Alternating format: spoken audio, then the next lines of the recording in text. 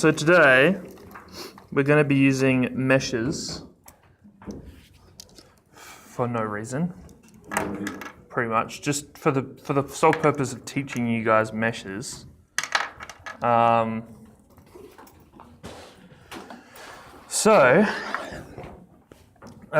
to last week, the reason meshes are important is because of their topology.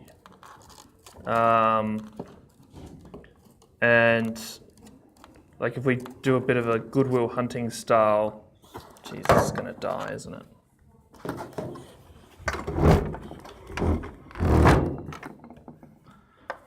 Goodwill Hunting style.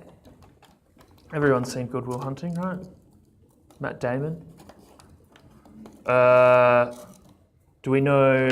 you guys remember the thing that he was doing at the beginning of the movie where he was drawing topologies? I feel like this would be better like this.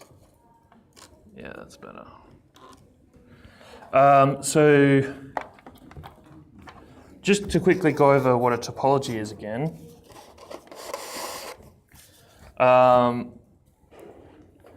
If I were to draw some nodes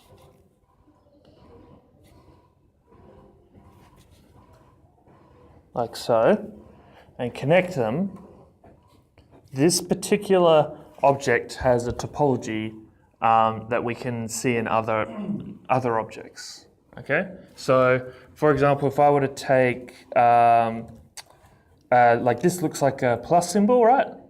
And very simply, a multiplication symbol has a very similar, if not the same, topology as the addition symbol. It's just rotated. So if I were to add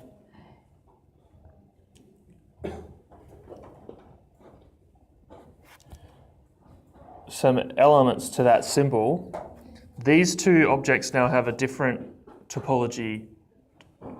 Can we see that? Like I don't want to get too deep down, but if I were to create a connection like so and a connection like so, we can see that they're now the same. Yeah? So you could get some fairly complicated relationships whereby if I draw this,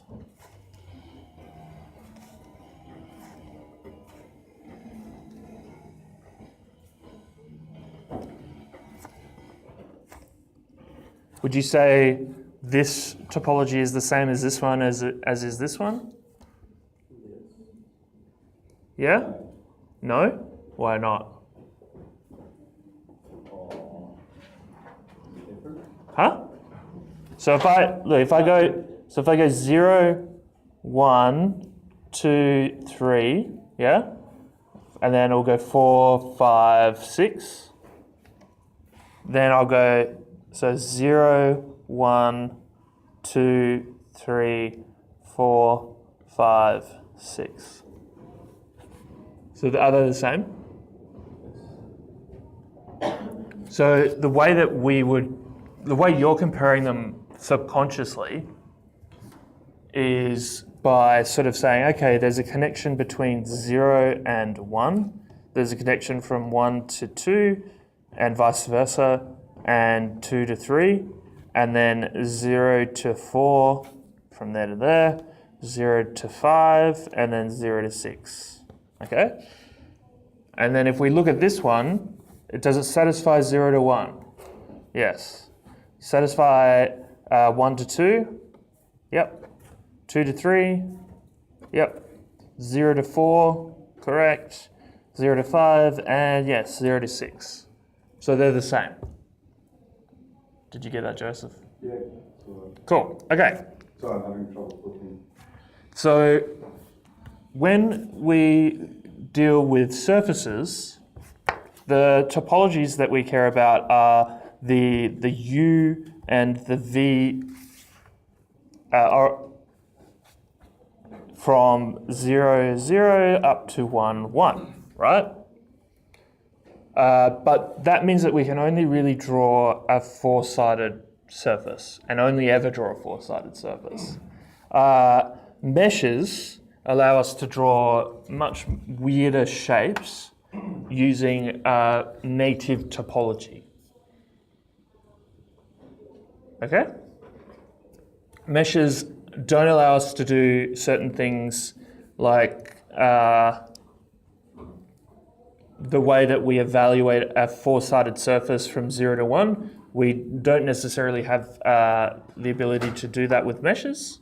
Is everyone slightly familiar with what a mesh is? I'd probably give you a simple idea of a mesh. Okay, what? Perforated surface. Okay, so that's you're thinking Literally. about what we call meshes in reality.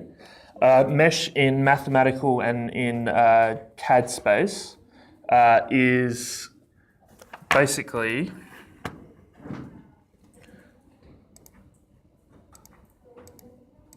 something that looks like this.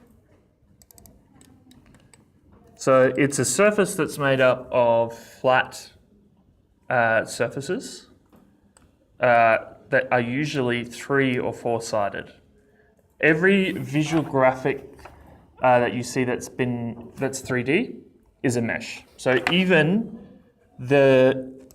when I draw a NURB surface in Rhino, even though that looks smooth and is like as a mathematically circular object, what we're actually seeing is that then converted to a mesh to then display to our eyes, because the 3D engines that display geometry on computers only work with meshes. So what's happening is we're going to basically talk through what a mesh is. So the easiest definition I use for a mesh is that it is a cloud of points and a series of instructions on how to connect those points. Similar to thinking of this as a cloud of points, and this is the set of instructions to connect those points. But instead of creating a line between each point, we can create triangles or rectangles, or quads, we'll call them, because rectangles are a certain shape. So what that means is, if I've got 4 points, for me to make a surface on this, I need to draw, let's say, 2 triangles, like so. Yeah? So those 2 triangles have an instruction set similar to, let's do this the right way, 0, 1, 2, 3. So these 2 triangles one triangle has the instruction set 0, 1, and 3. And the second one has, we'll say, 1, 2, and 3. And we can then see that begins to create a mesh. Yeah? We can create surfaces of those triangles. Cool. So there's a bird. Inside? Oh no, maybe not. It was outside. Okay. It looked like it was inside the hallway. So that's the simplicity of meshes. Okay? They're super simple. Now it gets a bit fucked up when you actually have to apply it to the real world. Well, at least to Grasshopper. So what we have to do is we have to take the surface that we made last week. Do I actually have that in? Maybe not. I said last week. Well, not we're going to take a surface, and we're going to use the one that has been trimmed. So I'm just going to quickly whip that up again.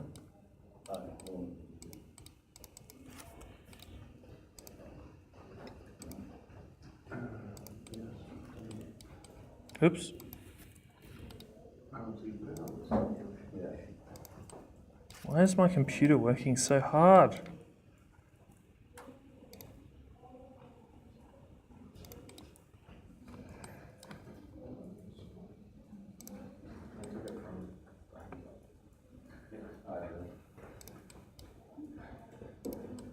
Oops.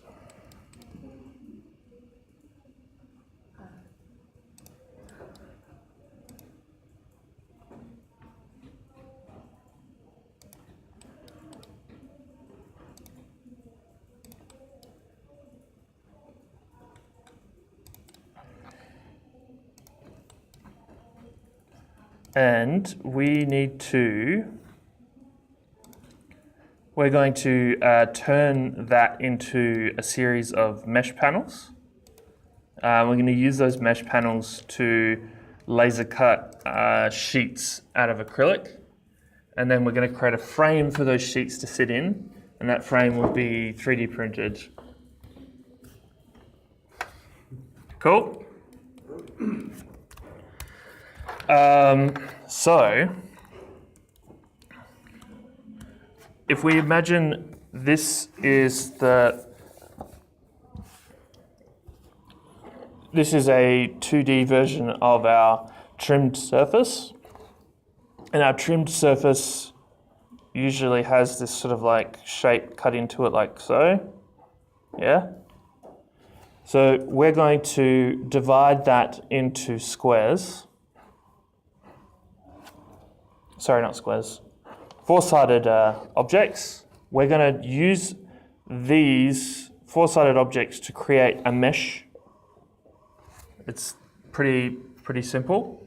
And then, but the problem is we're going to do every panel at once.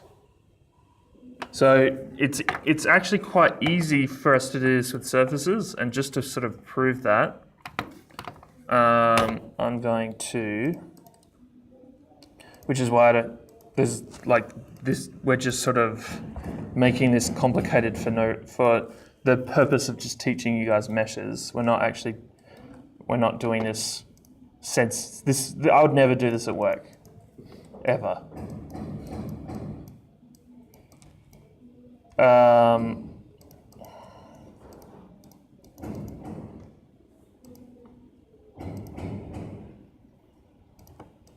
I wonder if there will ever be a semester where there isn't construction work around my classes.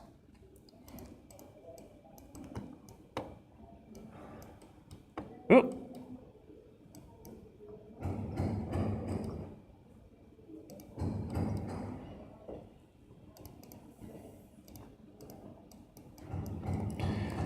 So, I'm going to avoid trimming it for now. So what we want to do, I want you to start your script from the point where you've got the untrim. Yeah. These tables just get dirtier and dirtier. They're scungy. Thank you.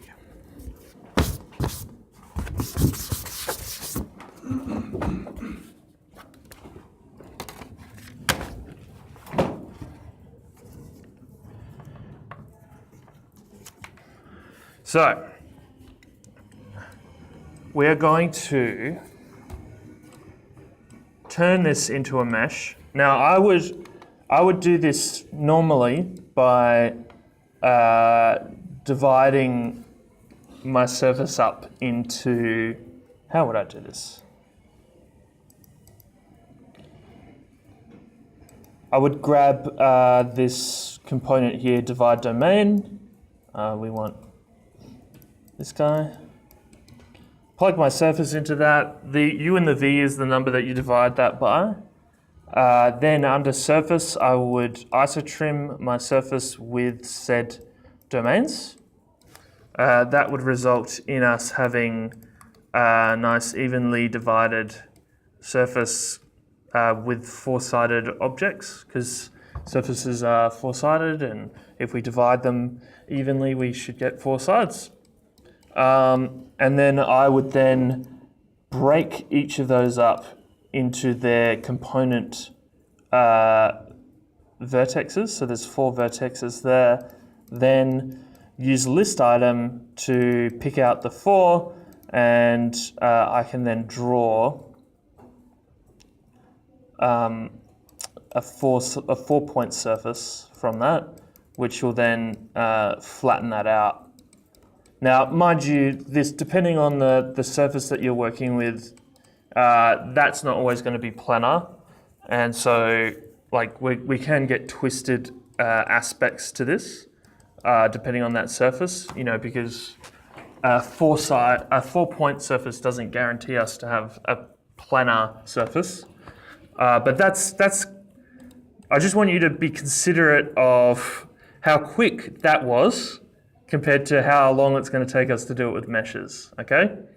So that was pretty quick, right? Wait, so we're not doing that? We're not doing it this way. Oh. Fuck you, Andrew. I was trying to speed so fast to follow you. Okay, yeah, you'll notice that as usually when I'm quick is when I'm like, I don't really care about you guys following at the moment. Okay, so what we're going to do is we're going to divide our surface up. And in a similar way, it's going to give us controls over the u and v values. So we are going to put in a very specific set of numbers here. I'm just going to put in a slider that goes from 1 to 10, but I'm going to set that to 2. Just to make things simple, we're going to copy that and we're going to plug them into U and V.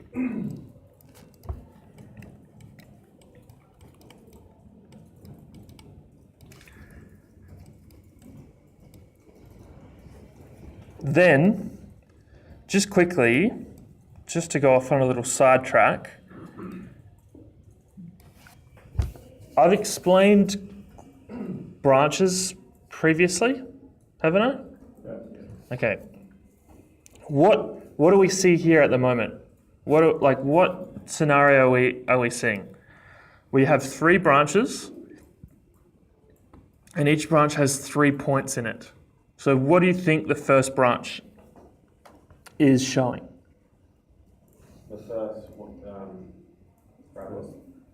Yeah, so it could either be this particular parabola or it could be this particular parabola, right? Because we're not quite sure which way it goes. And then the second one, let's say it's this one. The second one would be these 3 points, and then the third one would be these 3 points. So we're good, right? So we've got a fairly good idea.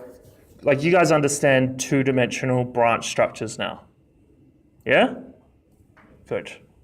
That's a really important thing. Like, you're now, if you can understand that, for me, you're above beginner. You've actually learned something in this class. Yay. Okay. So what we want to do though is we want to flatten this because we're going to start looking at patterning with these points. So we will flatten. And another thing with meshes, if I have a mesh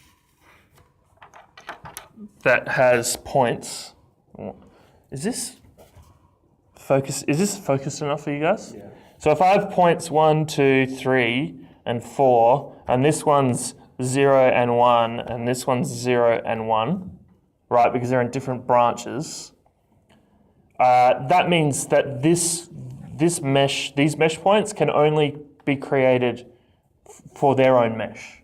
And these points can only be created for their own mesh as well. They can't interrelate. Especially if I said, please draw a polygon from 0 to 0 to 1 to 1, it's confusing, right? Because you've got 2 zeros and 2 ones. So by flattening our list, we have made all our points exist in the same cloud, in the same environment. Okay, so we've got 0 to 8. And what we want to do is we want to use point list We'll plug our points into that, and we're going to size them up so that we can actually see them.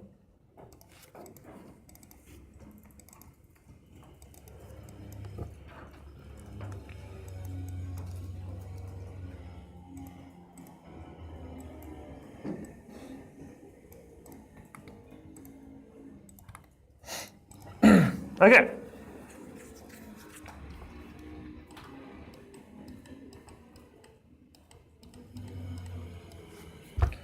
This one's going to be a bit interesting. Let's do this.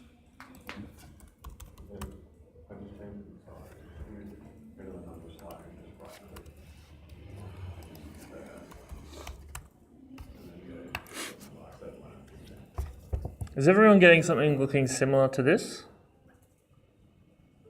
I'm just going to scale mine out a bit.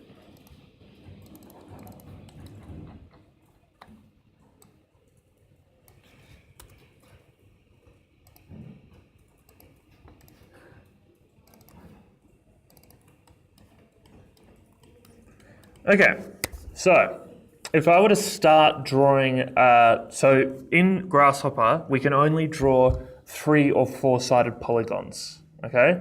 So some other programs allow 7, 9, 30, infinity-sided polygons, but Grasshopper and Rhino, you've got 3 and 4, that's it. And actually, realistically, meshes are only 3-sided. They only have 3-sided polygons, because if I make a 4-sided one, it's just making two 3-sided just joined together as a single polygon. So if I were to start here, and let's like start low to high, where would my first polygon go?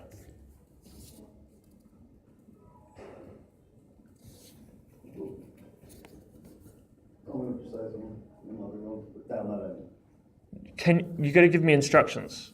Oh, 0, 1, 3. 0 to 1, yeah, 0, 1, 3. 0, 1, 3. Well, if we go 4-sided. Oh, 0, yeah, 0, 1. 4 and 3, right? Yeah.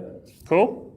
Does that make sense? So if we were to draw our first polygon, we would go 0, 1, 4, 3, and then that would join back to 0, right? Cool. So that's pretty obvious, right? So then the next polygon would be 1, 2, 5, 4, and then back to 1. Cool? Okay, so what we're going to do is we're going to create, like if I quickly jump back into Grasshopper, I'm going to use a component under mesh called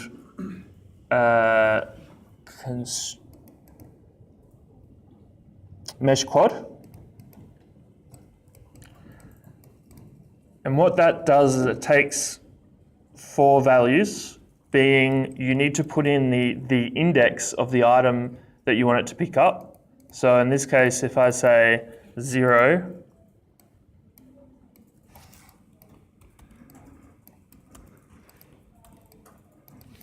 1, 4, and 3, that has now created an object which is like a mesh instruction for a quad. So you can see here it says Q0143. If I were to plug in instead these values into a mesh triangle, then the values that would come out would be a T value and then 3 values. Cool? So there's our quads and there's our triangles. And with the quad, if I construct a mesh, so we can do so here, construct mesh. Plugging my faces into F, so these quads are our faces, and our flattened tree list into V, that will then create a polygon, a mesh polygon between those points.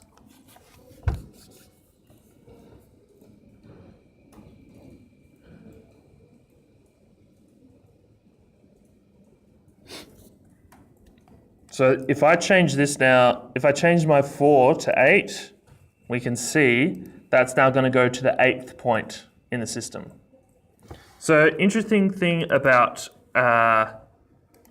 meshes are, not every face of a mesh needs to touch for it to be in the same mesh, because a mesh is a cloud of points and a collection of instructions on how to connect them. So in this case, this particular mesh, this one's actually quite an interesting one in that we're using these 8 points here to make the mesh, but our instruction only uses 4 points.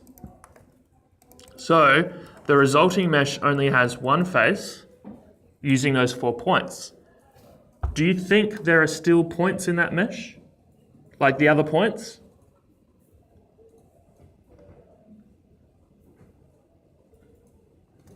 Let's find out. If I take that mesh and I deconstruct it, check it out. See those extra points have come back? So even though that we've constructed face on those points, and the points that weren't used, we can't see their polygons, like there's no polygon for them, those points are still there in the mesh, okay? And so when I draw a joined, like if I draw this as surfaces, how many objects have I drawn? 2. Correct. But if I draw this as a mesh, how many objects could I have drawn? 8. You're on the right track. So even though these two things aren't touching, they could be part of the same mesh, okay? So meshes don't need things to be touching. You can have objects all over the place, and hence that's why we use meshes in video games. Like any video game character that looks like they're holding a sword, and then they throw the sword up and catch it. That hand and that sword is probably just the same mesh to simplify those types of topologies, unless there's the ability for that character to then, when they die, the sword goes flying, then they would be separate. But, like, for example, I'm trying to think. In the old school games, like old school Star Wars, stormtroopers with their guns, the gun would have been part of the stormtrooper model. It wouldn't have been like a separate object. Okay, so we need to make this work so that if we want to be able to draw every panel. Now, if we were to do this the old school way, we would then go through and we'd write in the next number 1, 2, 5, 4, and then we'd have to do 3, 4, 7, 6, and then 4, 5, 8, 7. And then if we want to change that to 10 divisions of 10 instead of 2, we'd be fucked, right? Because we'd have to then go through and type in all those numbers. Like, fuck that, right? So we need to start recognizing a pattern here so that we can then create that mathematically. So if I look at these numbers, we can see what is the relationship between the first two numbers. True or false? Huh? True or false? No. They're on the same curve? No. What this number here is 0 and 1. What's the difference between them? Odd and even? 1. 1, right? So 1 is just 0 plus 1, yeah? Now what's the difference between 0 and 3? 3. And is that a similar difference to 1 and 4? Yeah. Okay, so we can see that 0 and 3 is just 0 plus 3, and the second one is 1 plus 3. So the number 3 here is important. Yeah? Okay, so then if we look over here at 1, 2, 4, and 5, the relationship between 1 and 4 is 1 and 4, 3, and the relationship between 2 and 5 is 3. So, and then if we look over If we look anywhere in the system, 3 and 6 is 3, 4 and 7 is 3, and 5 and 8 is 3. Yeah? Now, another aspect of this is how many numbers do we have in a row? 3. Right. Okay, so if I quickly just jump this up, wow, I've pasted that accidentally. If I increase this to 3, did the relationship change? No. And if I change this to 3, so I'll change this back to 2. If I change the V to 3, did my relationship change? Yes, so now what's the difference? 0 and 4, 1 and 5, 2 and 6, it's 4, right? So this number here is actually defining the relationship between each row, because this number is effectively defining the number per row. So it's whatever the V count is plus 1.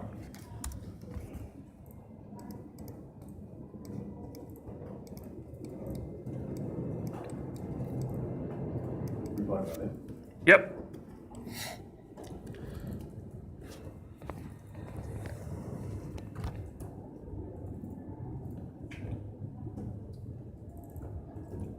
So, if I'm going to start making these polygons, I need my first polygon is going to start at what point?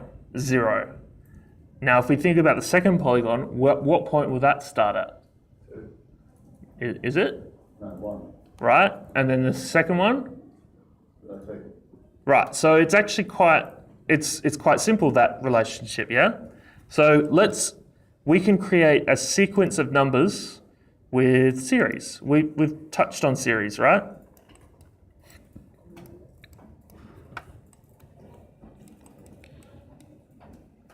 And what we need to happen, what is the last polygon point? So in this first row, are we ever going to draw a polygon from beginning at 3?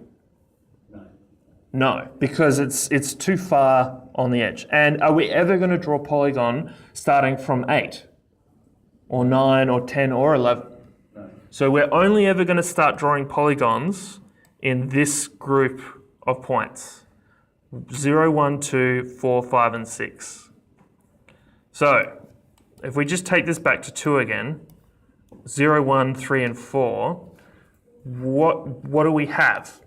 Let's start making a system where we know exactly which points we're going to start with. So we're going to start with 0 and 3, yeah? So in our series needs to start at 0, perfect. That matches what we need. And how many numbers do we need it to produce if we're only going to produce 0 and 3? 2. Now, if I increase this U count to 3, now how many numbers do we need it to produce? 3. And now if I produce this U count, key thing here, to 4, how many numbers do we need to produce? 5. Are you sure? 4. Yeah? 4. So, what's the relationship between this and the numbers that we need to produce? It is. No. It is the numbers. So let's use that. This value here is going to plug into C. So that's producing 4 numbers. You can see why this is already taking longer than the previous system. Okay. Now, unfortunately, this is producing 0, 1, 2, and 3, which is not what we want, which is 0, 3, 6, and 9. So what is the step count between each number? 3. Right, and if I change this value here to 3, now what's the step count? 3. 4. 4, right? So this value here, the V count, is, remember, x plus 1 is 4, so that's going to change the distance between these two. So now I should be getting the numbers of every left-hand corner, 0, 4, 8, and 12.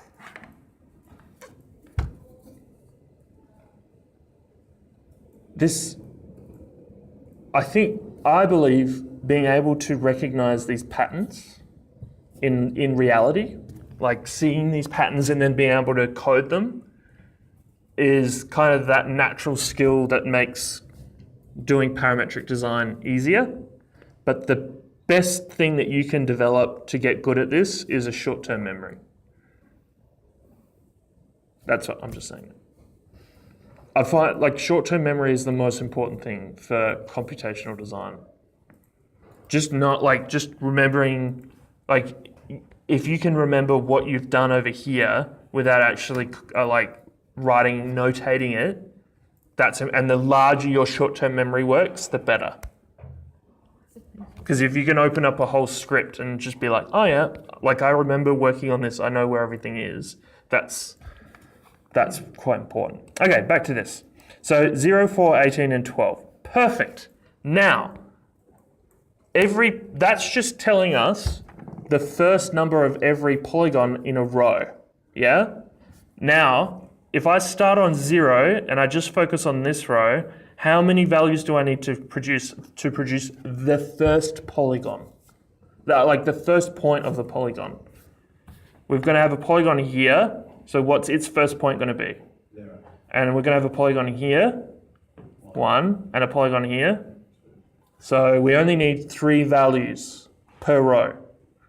So we're going to create a new series. And that series is going to start using the first value of each row. So 0 is going to be the start value of the first branch. And then 4 will be the start of the next one, and 8, and then 12. Yeah?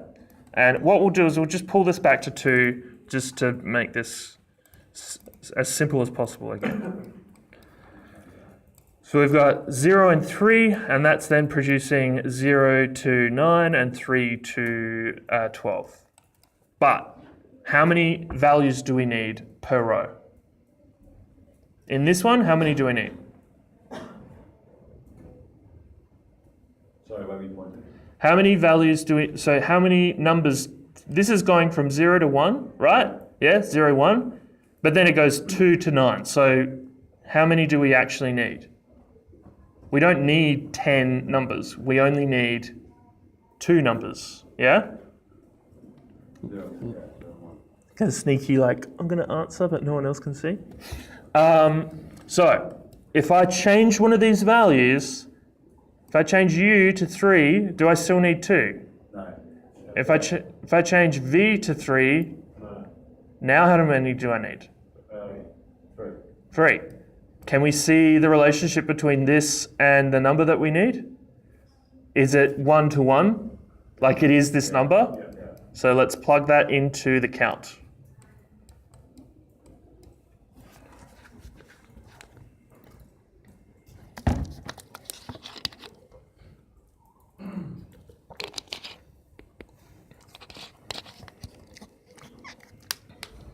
Almost there.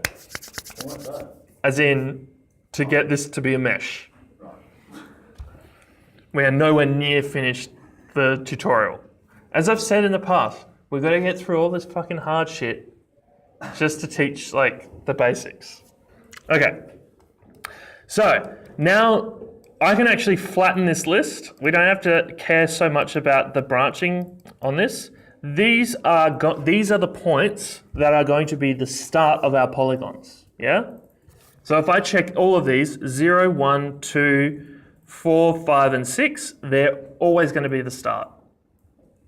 So now, what is the relationship between the start and the second point?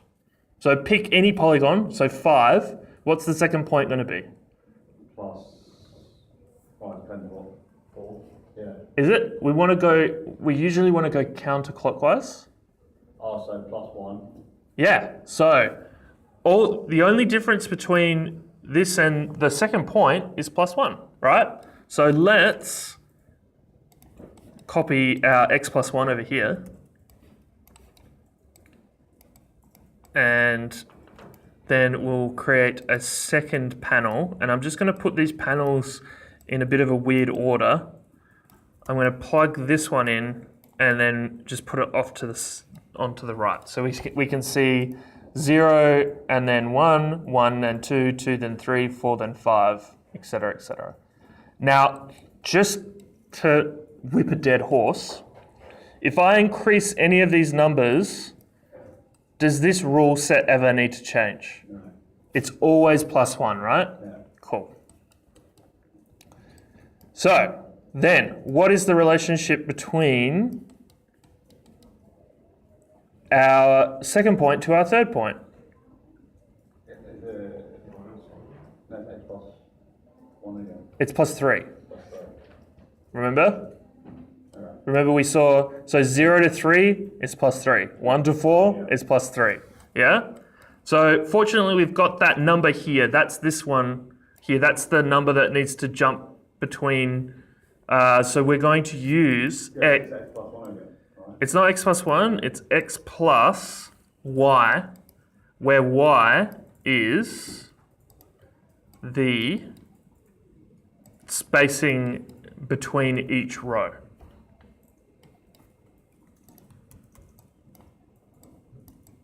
Where have you pulled x plus y out? I copied this x plus 1, then I double clicked it and I typed x plus y, and then I zoomed in and I added a variable which added the y variable.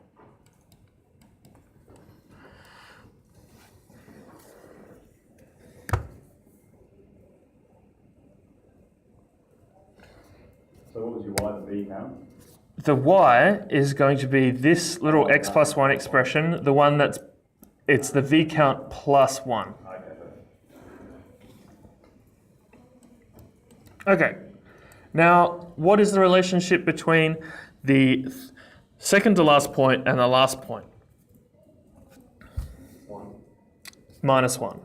But what else can we see a relationship between any other point? So we've got 0 to 3, right? So we could just take the first point, this one, and add the same value that we added to the third point to get the very last point. Like so.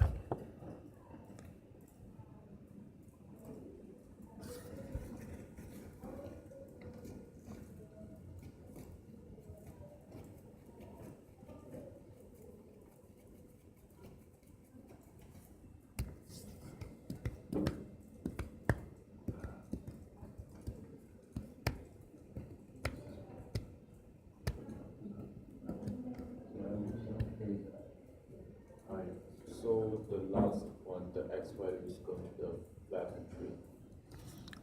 Pardon? The last one. Yeah, we're using the first values. You see how that one's connected to the flatten? Yeah, so that's plugging that into x, and then we're using the v count plus 1 as the y.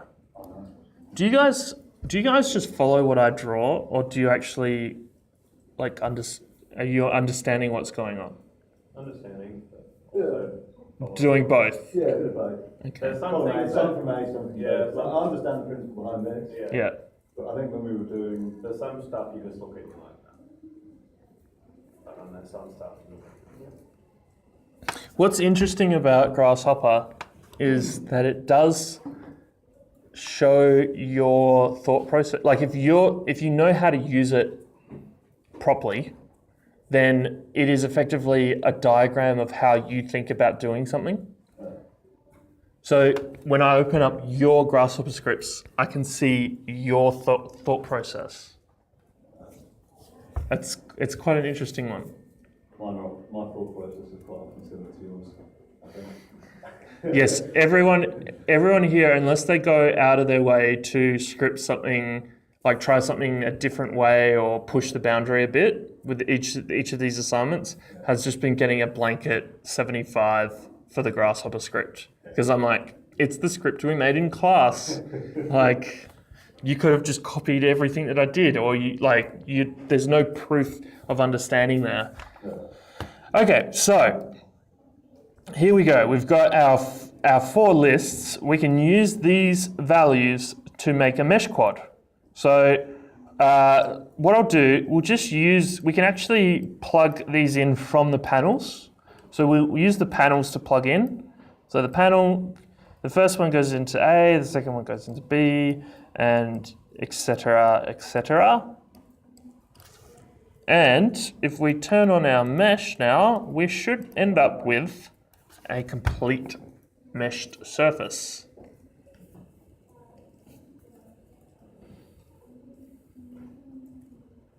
Is everyone else getting the same thing as me? Was that a shaken head? It's working? Good. Okay, now, because of the maths and pattern making that we made at the beginning, if we decrease and increase the values of our our surface division, we should end up with corresponding mesh panels. So you can see why putting in that little bit of effort in the math, like that pattern making, now means that we don't have to type in all those things mathematically. Now, I have had to do something similar to this in the past with Chinese basket weaving, which is an offset hexagonal grid.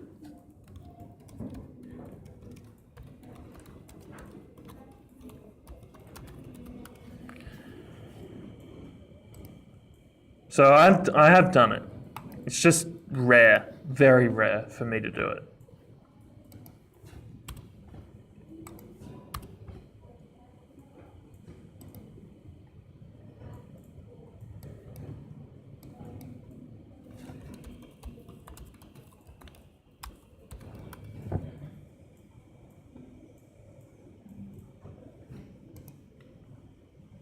You see the pattern that this makes up? Like, see, it's a hexagonal grid, but it's offset, so therefore it creates little triangles. So if you take a hexagonal grid, take one direction, so hexagonal grids can effectively be made up of 3. It's not a hexagonal grid, sorry, an offset digrid. And then you take one digrid, no, it's hexagonal. You take one orientation of that and you shift it. My bad, it is triangular.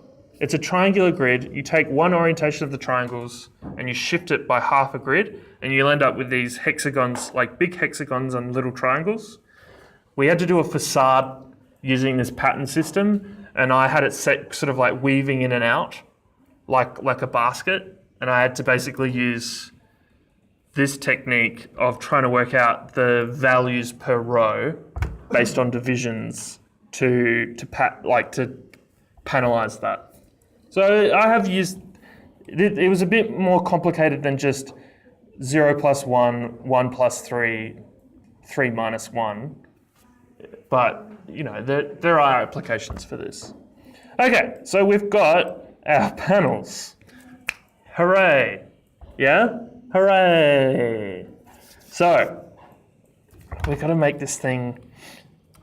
These have actually got to end up being cut on a laser cutter. So for one, we need to trim these by the shape of your object. Yeah.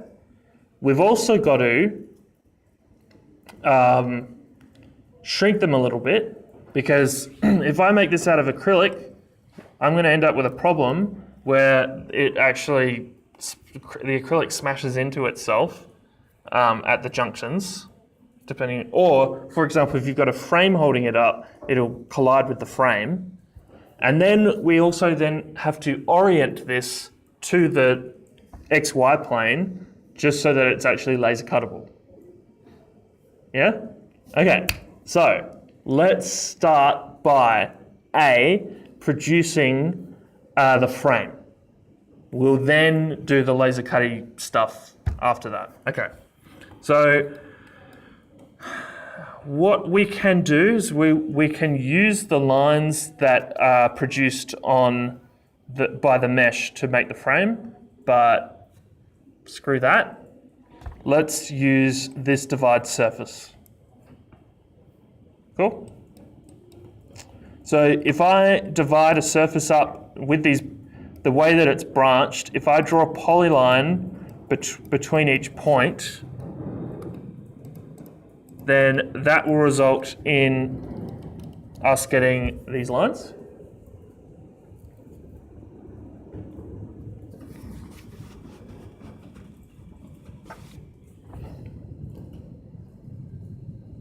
Cool. We were gonna, I would use sweeps, but it is actually a bit fucked. Okay. Then, everyone's familiar with flip matrix? You should be, from the attractor script. Remember the attractor script? That was the one where I just followed along. Right. So with flip matrix, that's effectively taking our list. So we've got a list of points here that are in branches. It's going to create a new branch scenario where the first item from each branch is in its branch, and then the second item from each branch is in the next branch, and so on and so forth. So after it's flipped, if I draw a polyline from that flip, the polyline's just going to draw in the opposite direction. Opposite's probably the wrong word. Transposed direction. Have you reparameterized your divide surface? No, I did not. I simplified it just so that I could show you the branch. Okay, so we don't need to. Yeah. Cool. So these lines here we're going to use to make a frame. Fuck me, this is probably one of the most painful assignments. Okay, so our frame. We are going to make a frame that actually works for us. So we're not going to use a frame like if I do like a circular frame, that's going to screw with us because it's not going to help in any way in holding our acrylic in place. So we're going to make T-junction we're going to make a frame element that looks like this. Cool? Because what that will do is then our acrylic can sit in there and it'll hold it in place. So, we've used pipe? No? Yeah, We use pipe. So pipe makes a circular rod, but if we want to make any other type of rod, we have to use sweep. And what that requires is sweep requires a rail curve, a section curve, and that section curve needs to be relatively in the place of the rail.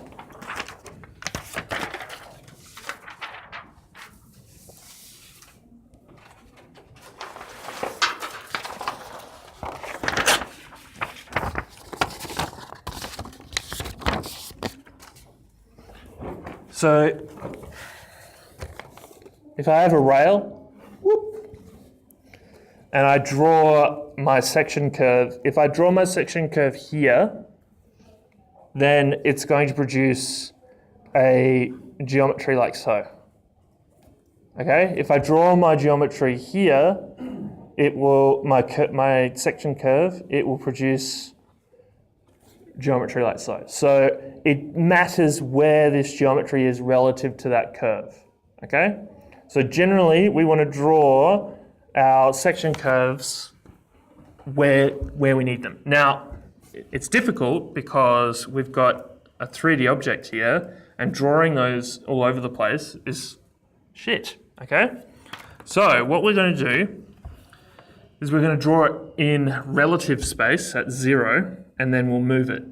So we are going to draw it at 0, and the 0 point, so this this point here is going to be representative of exactly where the curve is, the rail curve, okay? So if I draw, just quickly,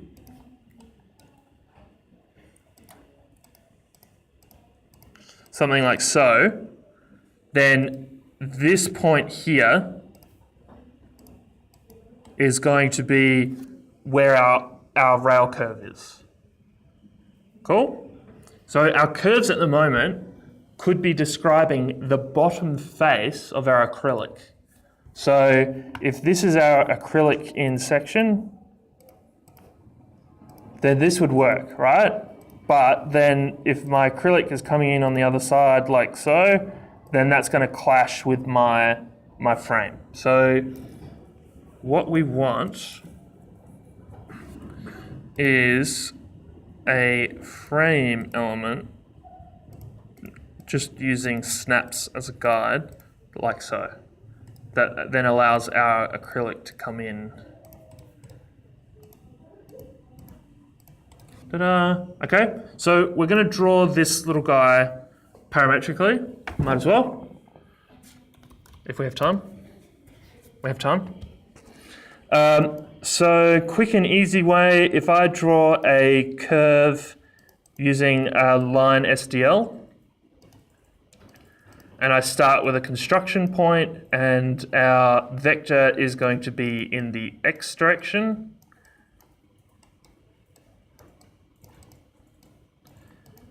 And our length, let's make that at least go up to 0 is less than 10.0. Let's make it 3 mil for now. 4, just to be safe. So that's drawing that's drawing our line off to the right, but we want this thing to be centered. So we are then going to grab the midpoint of our line using evaluate length, and into that we will plug 0.5. That'll give us the midpoint. And we want to move our line back to so that its midpoint is at 0. So if we use a vector, two-point vector, to go from our midpoint to our origin point, we can then use that vector to transform and move our line. Now, it's hard to see at the moment. I'll just turn grids off. But what that's done is it's allowed us to draw a line, and if I increase or decrease its value, it'll grow from the center point. Where have you plugged the SDL into? I've plugged SDL into evaluate length and the move.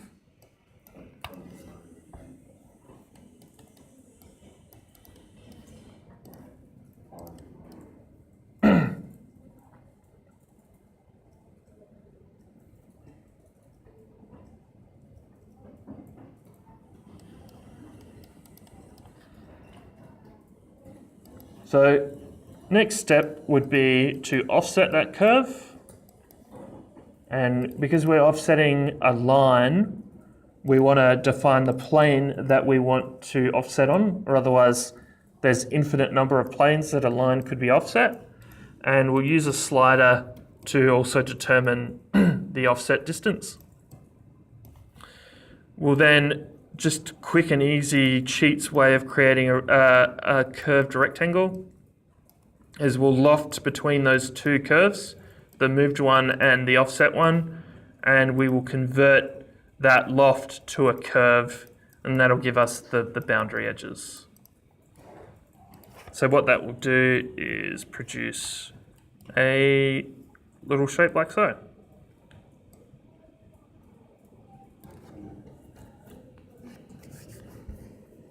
You go a little bit. Sure. We're going to make adjustments to this later because it's probably going to, the way this geometry works, it's going to break with the hyperbolic paraboloid. So we'll have a bit of a mess around with it to allow for you to get an accurate outcome.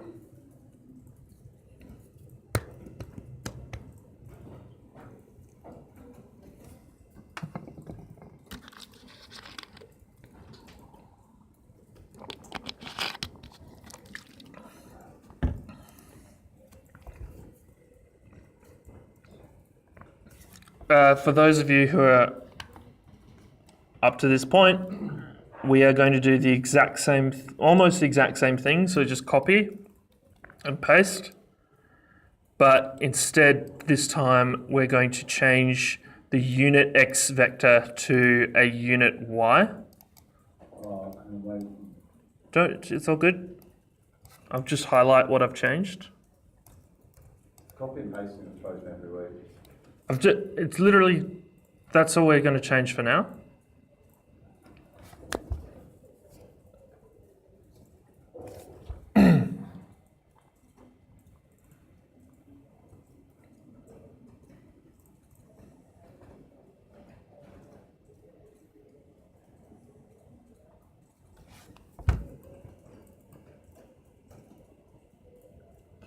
Can people let me know when they're done? We have a look at your Ryan thing to say it's the same. That's how it's going to look at the moment. Yeah, so it's just a rectangle and a rectangle. Yep. I got problem with the log listed. This component run once, one runtime error. What value have you got plugged into the offset? Offset, like only 1.5. Huh? Do you have a plane going into the offset? Yeah, that's Just right click the loft and press flatten. Does that work? no.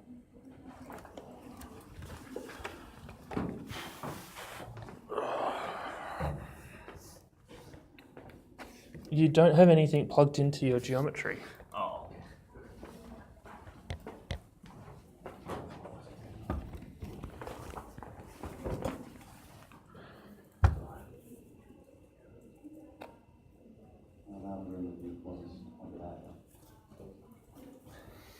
Hmm?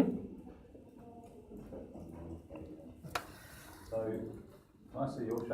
Sorry? Oh, sorry. You want the shape? Yeah, so we'll do it. If you once you copy and paste it, you'll get one that goes off here. So I've got two squares. Yep, that's so as you play with this value, see this one? Yeah. That'll change the width of it. Yeah. Okay. If Joseph is done, then that means most other people are done. Oh, steady on. It's just teasing. It's just playing with you, mate. Huh? Soon. Actually, I don't get to bribe you guys with chocolate this time. That's all right. You can just up and line. Huh? You can just up and line. I'm just fucking with you, mate. So are we copying the... So what you just need to do now. The thing is, maybe we won't copy and paste. Okay, just because it seems like it fucks you guys up big time. Okay, so we'll just start the next one because we do need to make changes to it. So we're going to start with a point, and we're going to do an SDL line. But this time it's going to go in the Y direction. So we're going to plug a Y into the direction and a slider into the length. But unlike the first one, we want this one to offset as a center object instead of like in one direction as a center line. So if we use offset curve,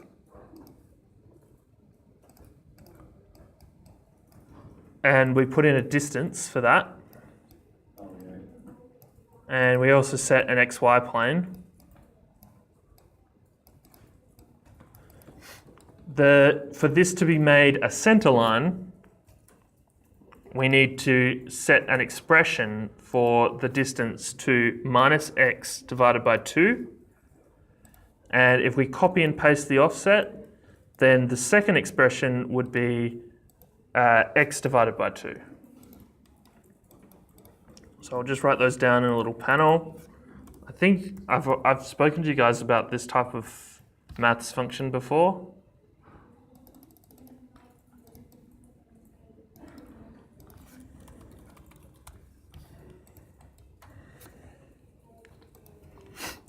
And then we're going to just loft and get the curve of these as well.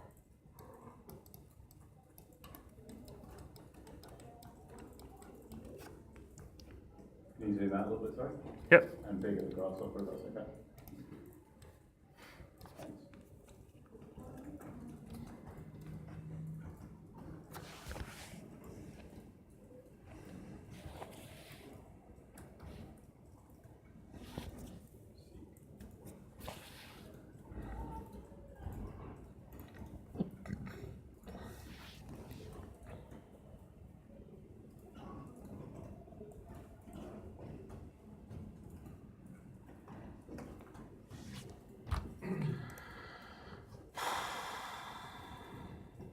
Cool. We're good? No, sorry.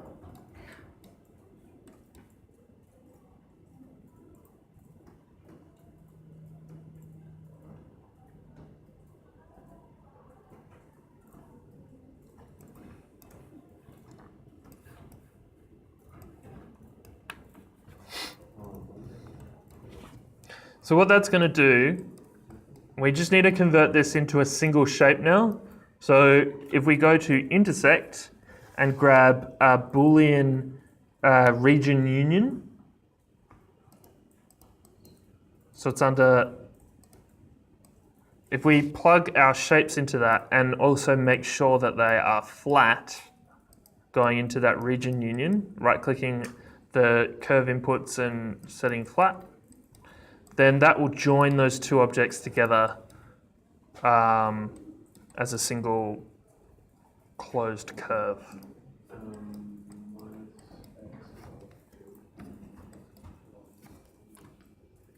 My bottom rectangle is not in the center of the other one. Did you move it?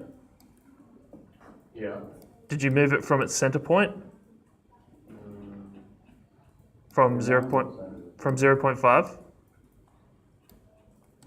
Yeah, Did you move it from 0.5 to the center, the 0, 0 point? oh. Yeah, I got it. Cool.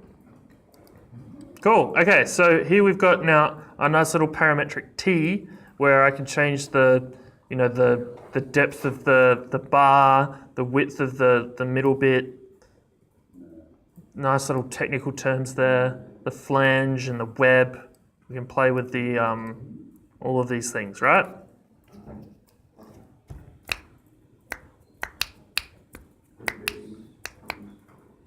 And so obviously you want values going into that are sensible for 3D printing. I'm going to let you decide what those values are. Sorry, can you spell it again? Obviously, the values that you put into this, they're 1 to 1, so they're going to be relative to what's good for 3D printing. So, you don't want a minimum wall thickness of 2 mil. So these 1.1, 1.3 and 1.6 are wrong for me to 3D print. But guess what? I don't have to 3D print. You guys do. It's the best thing about this class. I don't have to do any of this. Okay, so we've got our region curve. Now we've got to get it onto onto the lines to effectively sweep them, because I need this curve to be somewhere at the beginning for it to sweep. So if I grab a perpendicular frame and I plug that into my polyline into the perpendicular frame. You can find it here. under curve. And we want the t value of that set to 0 because we're going to draw this from the start of our curve. And just to guarantee that we're drawing it at the start and that 0 is the start, we'll right-click the C and reparameterize it. To be honest, it should be the default. And I'm just going to, what am I going to do? I'm going to change the size of my plane so that it's a bit easier to see. Cool. Okay, so that's placing a plane at the beginning of each of our lines, right? Geez, this is going to be tight. We've got an hour and a half to go. So that's placing a plane at the beginning of our lines. If I consider that this particular object is being drawn relative to the xy plane, then all I need to do is orient that, not rotate, orient this geometry from this xy plane to these perpendicular frames. Then we can see that's then being brought in and placed in 3D at those lines. Sorry, what was that one called? Orient. Orient. We used orient on the waffle script.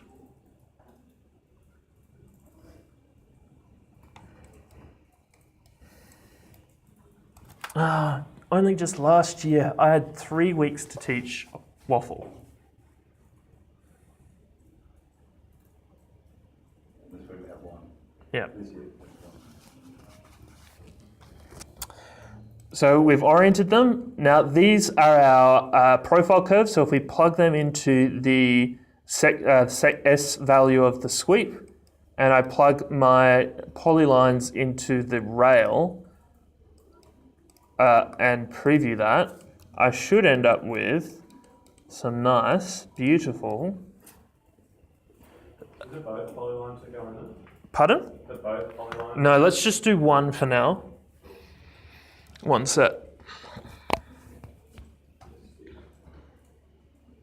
Oh, doesn't look like you'll fit anything on it, but yeah, mine's got to. Mine's just the wrong mathematics. Okay. So if we change any variable in our frame object, slowly the 3D object will update. Okay, so we have control. Like this is effectively how I draw beams, I-beams and angles and whatnot in my architectural models. Can anyone recognize an issue?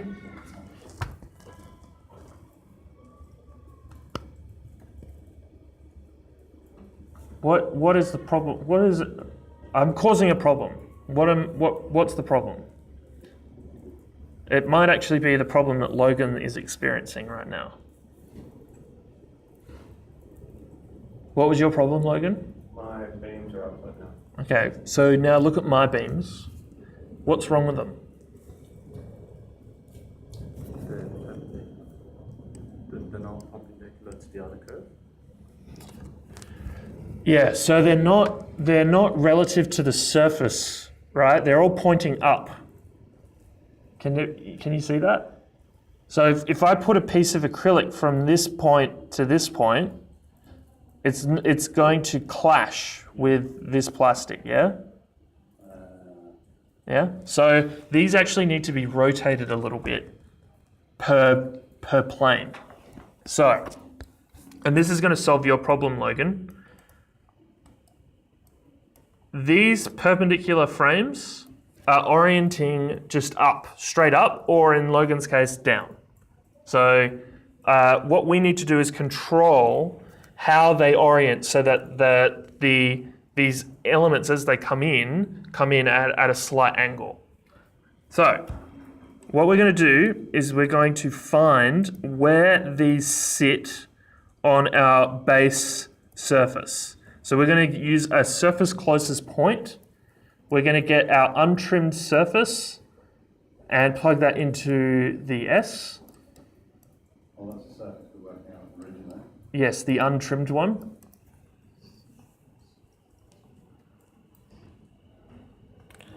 So that'll go into the surface aspect of that. The perpendicular frame, it will be used as a point on that. That's going to give us the UV coordinate of the surface where that is. So that means when we evaluate that surface, same surface, this is actually one of the only times that we don't need to reparameterize. If we plug our UVP into UV of that evaluate surface, that outcome, the key outcome that we want from that is the normal. So from that we can see how these arrows are pointing in the direction of the normal of the surface. So that vector is something that we can use to align our plane. Do you need me to pause for a sec? Is everyone at the point where they've got surface closest point and evaluate surface? Yes. Surface you took out from the... It's the untrimmed surface. It goes into both components.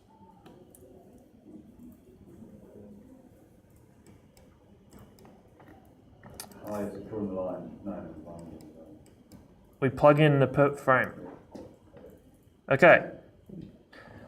We are going to align our plane. So we plug our plane into the align P, and the normal goes into the direction. And you can see that's beginning to start to rotate our planes. See how they're a little bit like the old one and the new one are different in different orientations.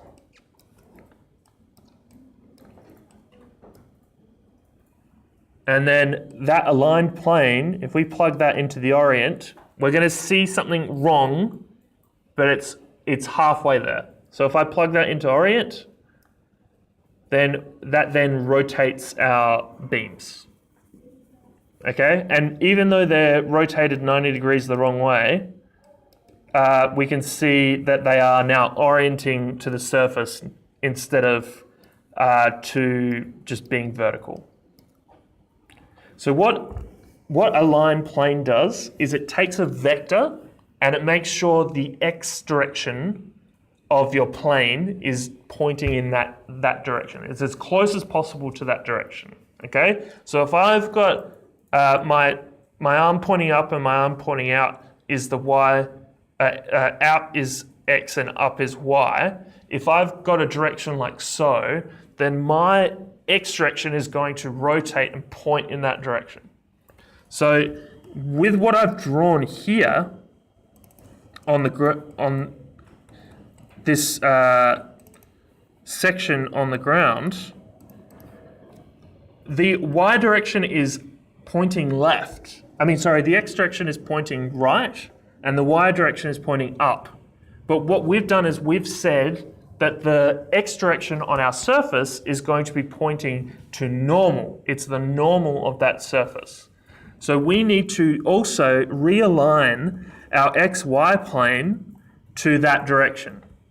So we're going to use align with the xy plane, and we need to plug in y, because y is going to be that direction.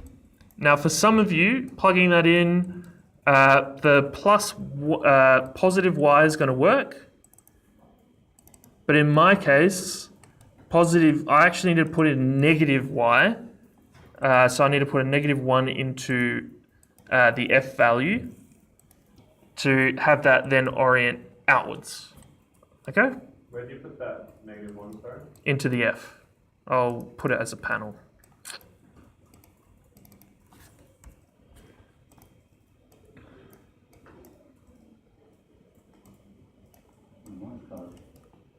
So what we've done, we've reoriented the 3D plane in 3D space, and in doing so we also have to orient our world plane so that it's relatively the same orientation as the 3D plane. Might have oriented themselves, so instead of being up that way, Yeah? that's that way. Yeah. So you then need to do this to your 2D plane. -1. to your plane as it goes. This is the plane that's going into A. Yeah. Yeah? I think I've done that there. Have you done it to the 3D ones? No, you need to align plane. Yeah. Oh yeah, I'm not putting it. Oh, Because of the way I I didn't do it. Cool. Now, if we go in and we actually put our acrylic, you can see the acrylic's not going to clash with this 3D print Oh, wait. as much within a 1 mil tolerance. Oh yeah. That just right with that. Yeah. And your expression. Yeah. Cool. Okay. Now, to be honest, we didn't actually have to do that for the second set of polylines, but we might as well, right? Just in case. We do have to do it for the second set of polygons. So what we're going to do is we're going to copy. I know you hate doing this, Joseph, but if we grab this orient and just pull it down, what we want to do is copy the sweep, the orient, the align plane, and its corresponding evaluate and surface closest point and perp frames. So we're going to copy that, and we're going to use the other set of polylines for the perp frame and the rail on the sweep.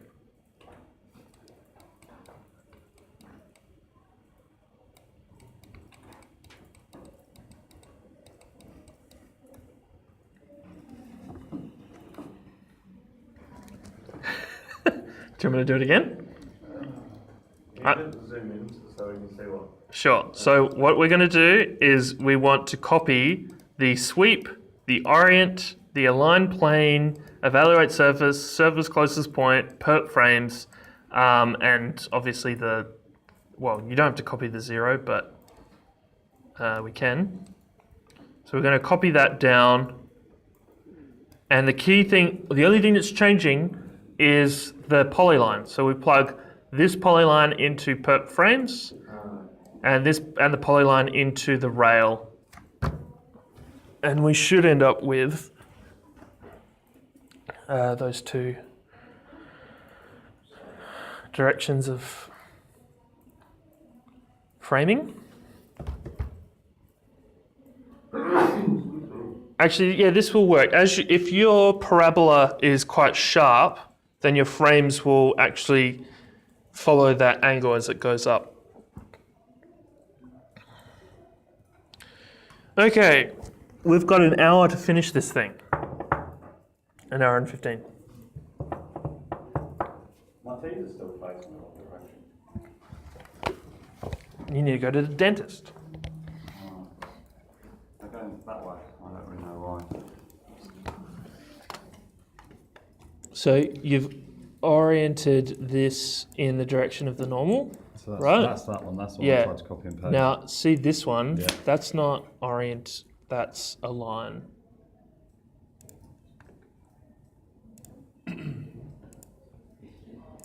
Different align. This is why symbols are so important. Got ya. Done. Cheers.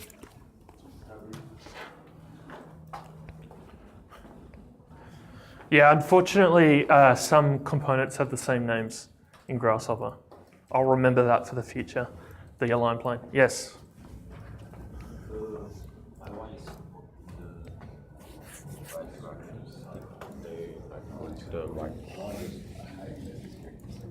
Pardon?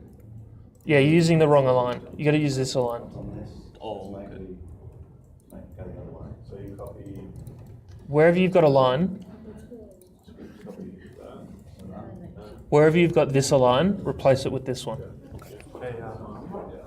My perspective kind of stuck. no, so I've got those three there already. Yeah, and then so you copy that. All right.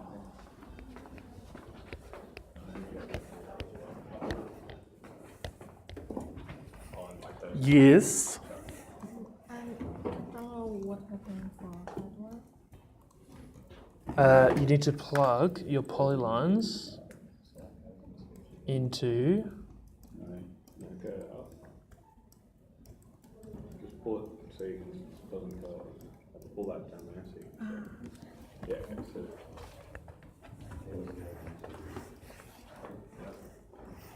Yes? I didn't show. It's broken. And the polygon goes into G. So that Well, there's no geometry going into there. goes into G. So you haven't... Oh, no, it goes into E, sorry.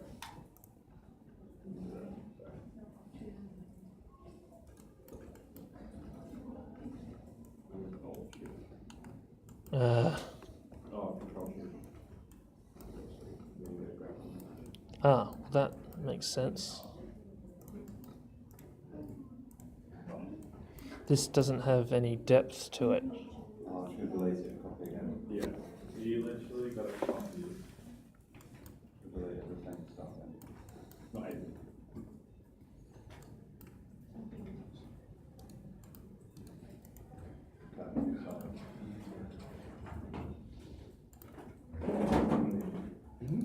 Sweet. Yeah. Ari. Yeah. Yeah. Align plane. Yeah. Your F value. Yeah. Align plane. Yeah. And then vector display. And then surface, evaluate surface. Just surface focus point. And then you get the structure in there. Yeah, and then so from that, the polyline, the second one, yeah, goes into C. Yeah. Ta-da! That second polyline, that one goes all the way back.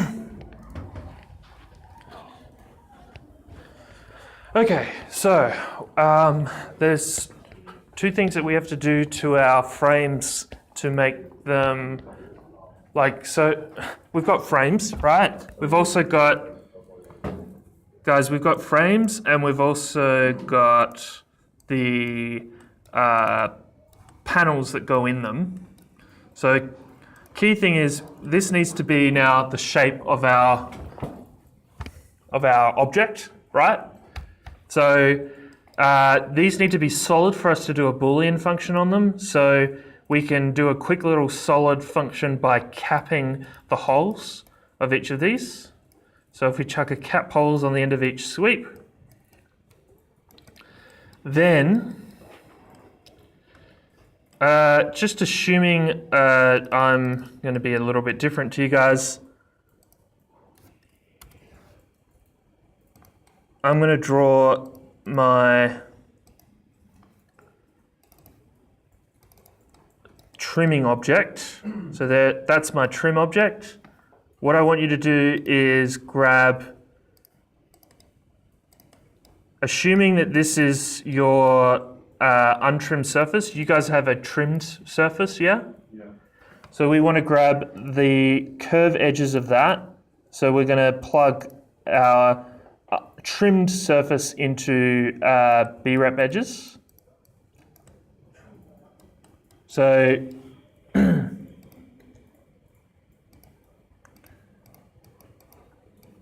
this is your trimmed surface.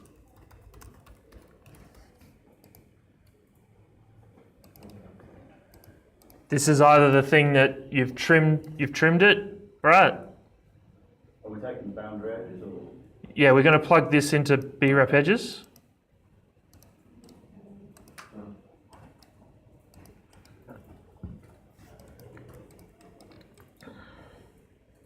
Good boundary surface.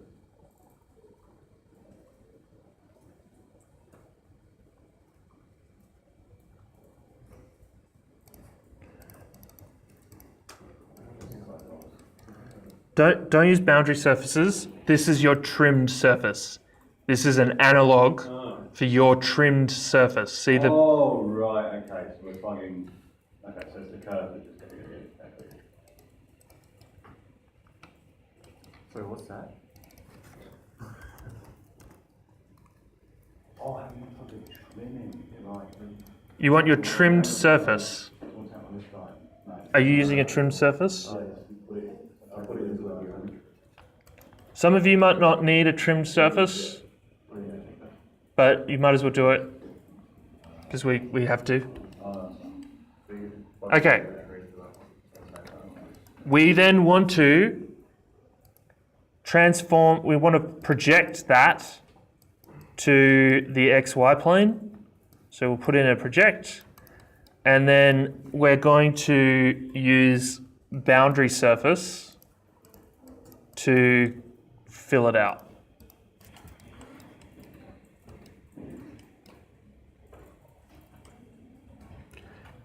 Some of you might, do any of you have your object actually below that? Okay, hang on. We'll deal with that. We'll deal with that one this way. So we're going to extrude that. This is going to seem very similar to the other day when we did this. We're going to extrude it using a Z vector, and we're going to plug in a big fat number into that. So I'm going to put in a meter. Then we're going to copy unit Z, and in the F value, we'll put in the expression minus x divided by 2.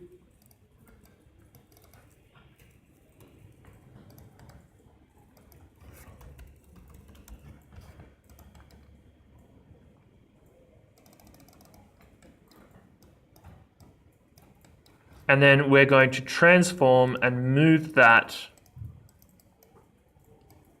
down by that half. So now that should be generating a nice thick column that goes in a large direction in both ways, just in case you guys have anything that goes lower than 0.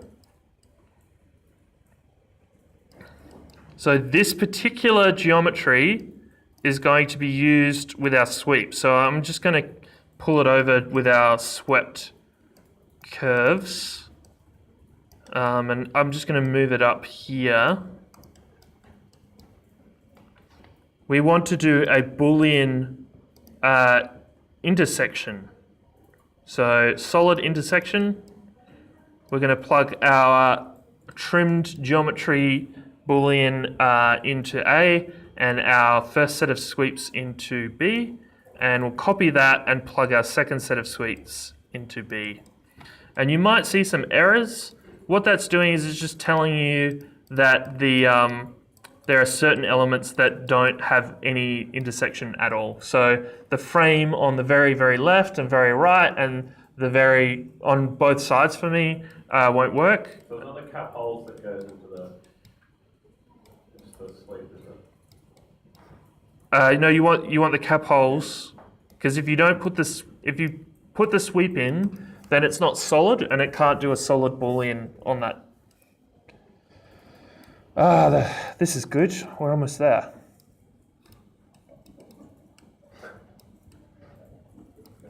Is it really that bad? Has this class been really that bad? This has been the hardest one for, I think. On any course you've ever done? No, on this point. Okay. No, not on any course we've done. As in, like this tube. This is, I imagine you guys get some pretty boring tutorials, right? Yeah. This has been pretty engaging tutorial. Yeah, probably my favourite one to come to, definitely. Okay, yeah. good. About 100% my favourite one to come to. It's just the hard. It's one of them. It's difficult.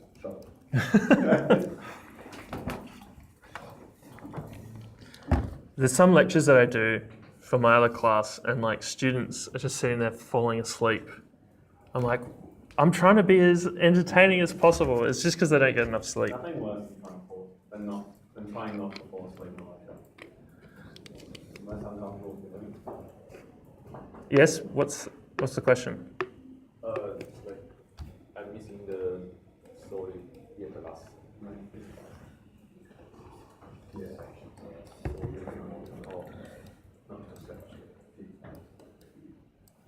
No, we have one.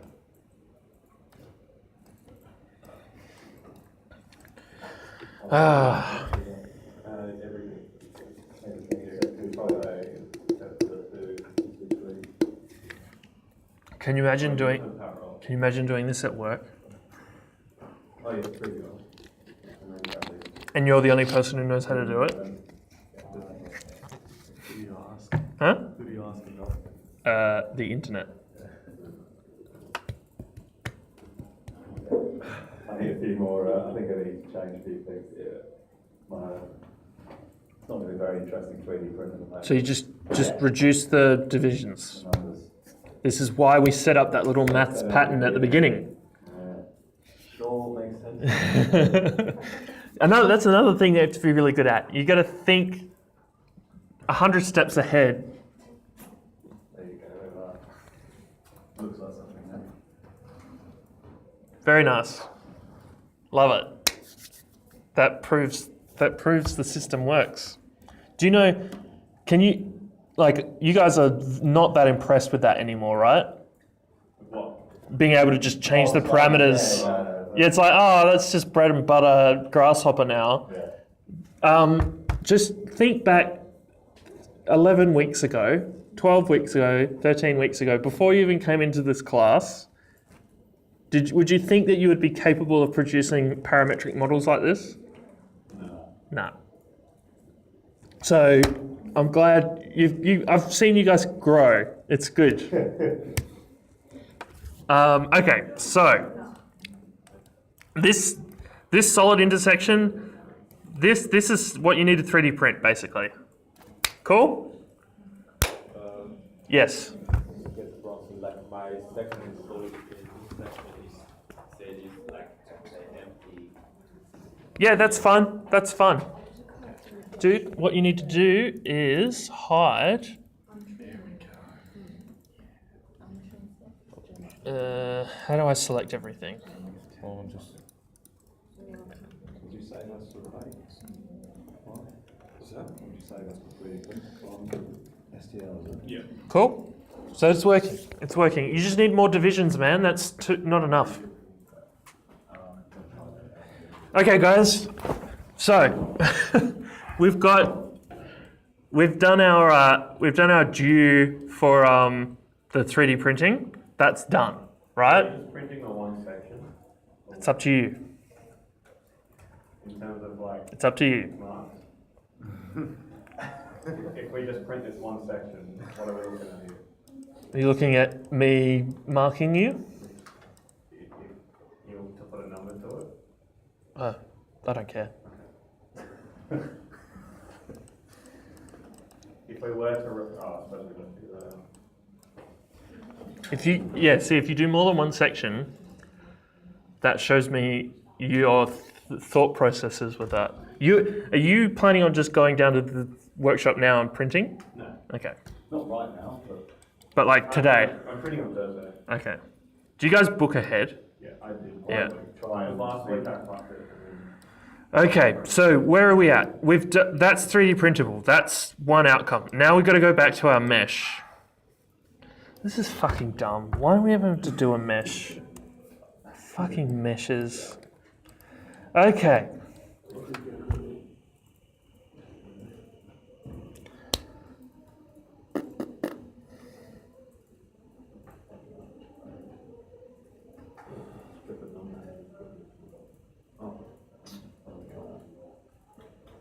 So, meshes.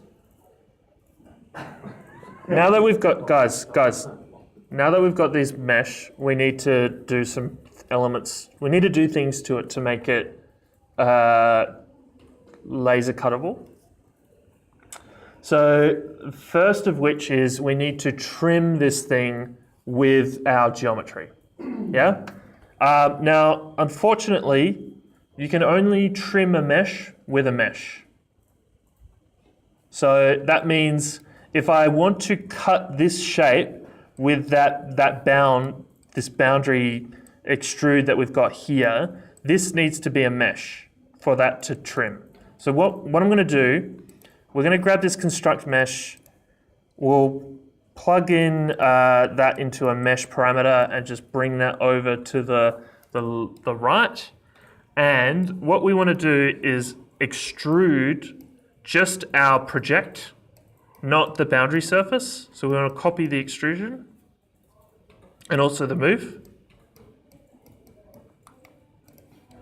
So this is just an object with no top or bottom now. It's just hollow because when we extrude a boundary surface, it makes it solid. When we extrude a curve, it just makes a hollow object.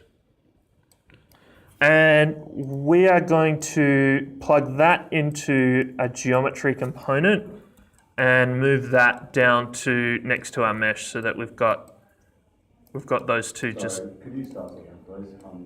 Okay, so we need to make a hyperbolic paraboloid. You mean from the beginning? Yeah, right to the beginning. Yeah. So we're just getting a mesh. We're getting our mesh, and we're plugging that into a mesh component, and we're getting an extrude.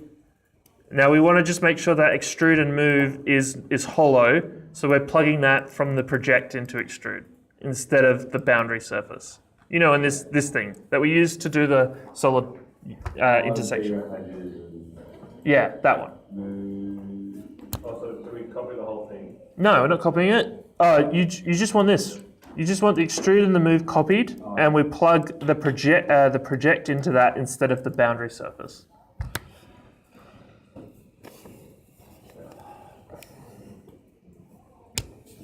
You're good, Roy? Done.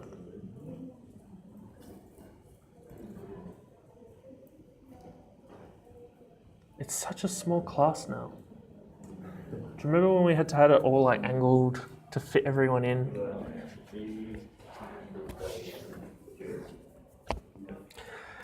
And I'm just going to get sentimental as we finish this off. Are we good? We're good? Yeah, I was playing around with mine. Oh, sorry, what's that geometry? So, it could be anything. It could be surface, B-rep, or geometry. We need to convert our geometry to a mesh to be able to trim our mesh. Okay? So, this is fucked. Okay, I'm going to do it. Okay, so here under mesh, we can turn B-reps into meshes with mesh B-rep. And that will convert that to a mesh. And you can see that's now not made up of like a nice smooth surface anymore. It's made up of segments. Feel free to play around with the settings, but the default settings should be fine. And then we need to run an intersection between those two. I believe we want to use this thing called mesh split. That requires you to plug in your mesh that you want to split, which will be our panels. So we'll plug them into M. And then the splitting object, which will be the boundary mesh, goes into S. And that then produces something that's fucked up. Okay. Huh? Okay. Okay, no, just stop. It's not going to work. Stop doing that. It's not going to work. So what I was planning on doing is maintaining these panels, but because when we do the mesh split, see how it's beginning to turn all of these into triangles? Like it's dealing, so it doesn't work. It's not going to work for this process. So fuck that, right? We've got our geometry, we've got our mesh. We're going to take this mesh out of being a mesh back into being actually something useful, because I hate meshes. They're really good in certain circumstances, and every other circumstance they ruin everything. So we're going to convert out of mesh. Thank you, Steam. So we're going to use this thing called face boundaries, which will give us the boundaries of each polygon.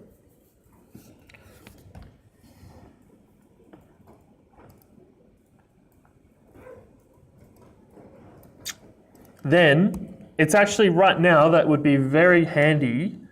It'd be very handy for us to, maybe not. Mine's only giving me the boundaries of one side. Of the mesh. Is that just because of that's how it's previewing? If you hide everything but that component, Is it giving you everything? If we plug our face boundaries into a boundary surface, it will make a nice polygon for us. For those of you who are using the 4-point surface and not this polygon, this won't work, I don't think. So some of you might find that this doesn't work. It's because your 4-sided objects aren't planar. They're actually twisted. And really the only way to solve that is by, at the moment, just like in our situation, if you grab the face boundaries, plug them into a planar component, and then project your boundaries onto the plane generated by that. But depending on how big the twist is, you could be screwed. Like, huh? You were using a 4-point surface. Is it quite large, the twist? Yeah, kind of. So guys, what you might have to do is, if you're finding that this can't be rectangles, you might have to do triangles instead. Then grab the mesh component, and then there's a function in there called mesh triangulate that will triangulate your mesh. So then when you plug that into mesh face boundaries, it'll give you triangles instead. Okay? You good? Is that working? No, fuck no. Let's try this. Mesh triangulate. And this is why it's a problem, having people doing all these different things, because there's all these caveats that we have to design into this script. Like, for example, you don't care about mesh triangulate, right? Because it's working, but this guy has to care about it, and I have to remember that he has to care about it. Where do you get the mesh triangle? You can get it under mesh analysis. If it's not there, then there's another component, I believe, over here. Triangulate, this one.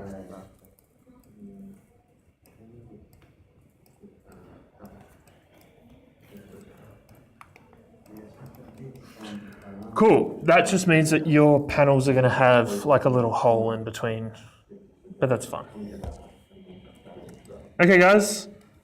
So we've made our boundary surface. I'm going to cheat a little bit. We're going to join. Oh, by the way, if you plug your project into the boundary surface, then we're good. That just cleans that up. It makes sure that your curves are planar. Do we need to do that, or? You don't, but it's good to clean it up.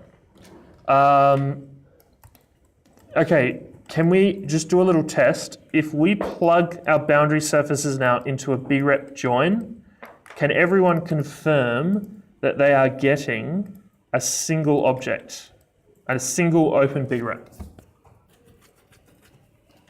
If you're not, then I will change my...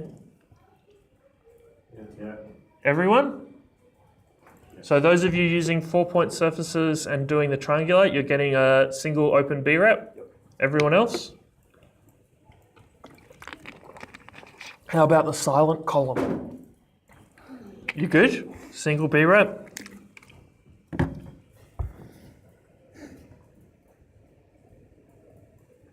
I'm not moving forward until I find out if everyone's got one.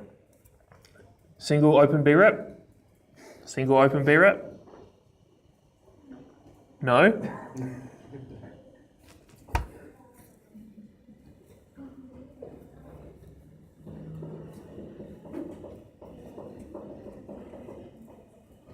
Because if we can't, then we're going to have to do it the hard way. If we can all get a single open BREP, we can do it the easy way. And I want to do it the easy way.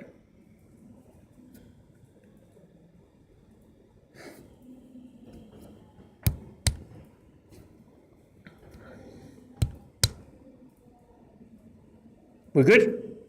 Everyone? Okay, brilliant. Let's keep going. Okay, so we're instead of doing a trim mesh, we're just going to do the same thing but with B-reps and surfaces. So I believe we want to use split B-rep. The B is going to be this B-rep join, and the C is going to be, the cutter is going to be that open offset geometry that we made. The one that we were going to mesh, but then didn't. Oh, yeah, okay.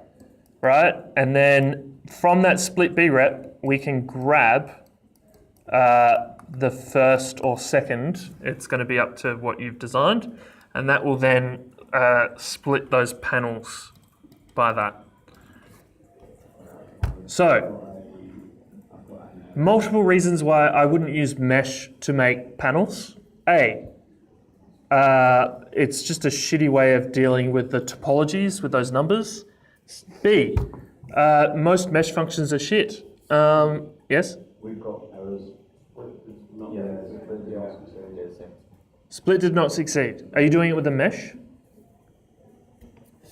Is it? There's pure geometry here. Yeah. Okay. Taken out of the second one. So see what we've got for these two. Yep. So, and we're taking that one out of there, plug that into there.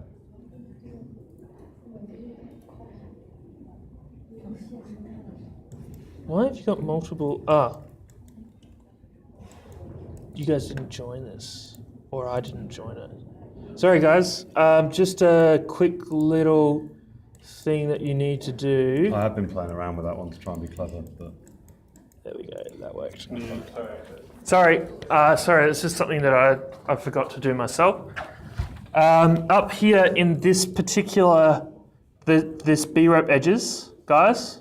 After B-rep edges, you just need to join your edges together before they go into the project.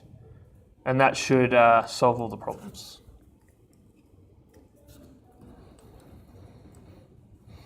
No, I still got an error.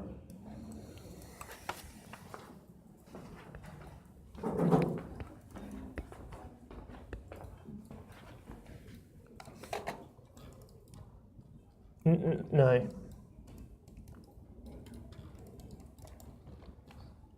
Oh, why have you plugged two? You plugged two in there, man. That would probably explain why. There you go. Harry.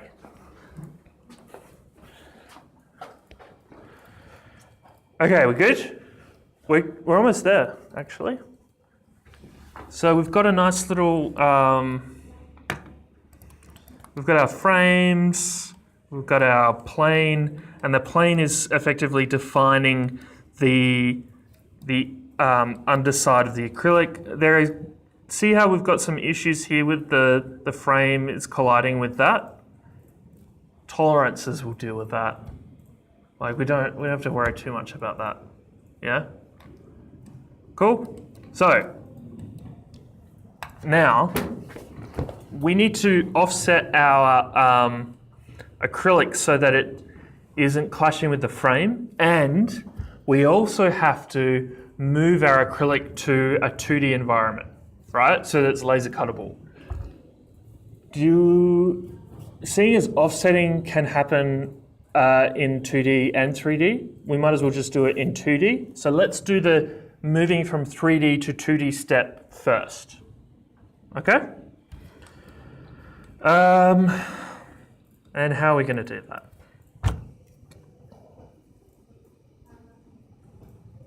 We are going to now break our B-rep up using deconstruct B-rep.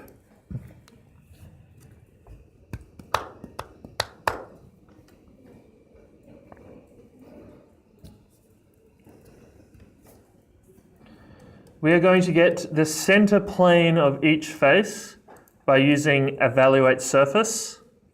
Now, in the past, we've used evaluate surface with surface closest point, and we've used surface closest point to generate the center point.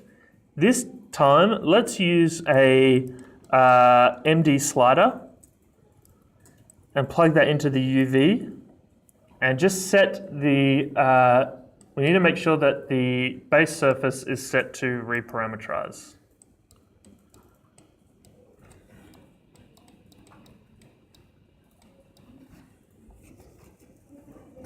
So even though these objects are trimmed, so remember, if we have a trimmed surface,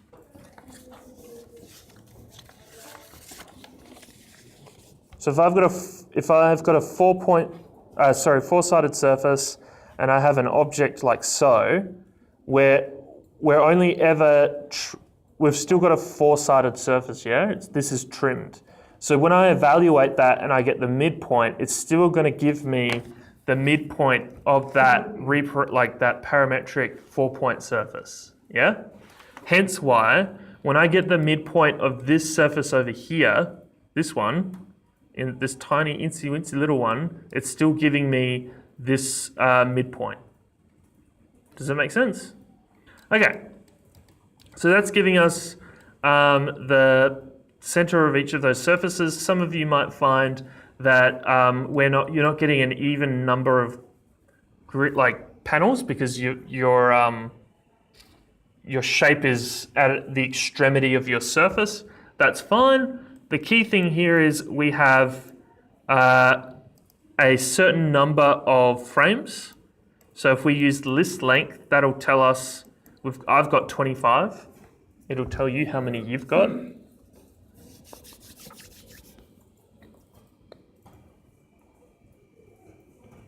We're almost there. I reckon we can do it before 11:30.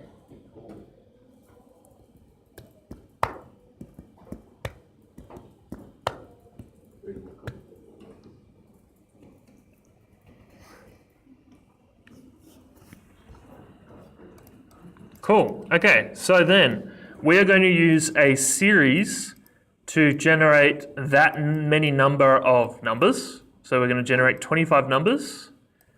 We'll plug a slider into the step. So I might set this to about 200, 0 to 200. And we're going to use this to draw a point where the series value goes into the x of that point. And if I increase that number, that'll increase the spacing between each of those points in a line.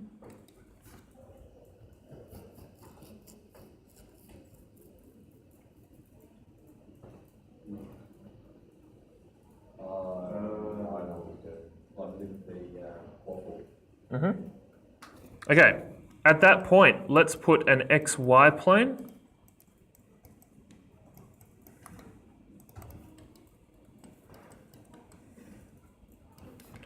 And we've now got frames from our surfaces and planes in 2D space.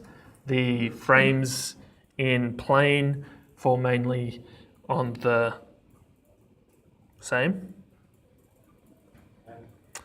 The rain in Spain falls mainly on the plane.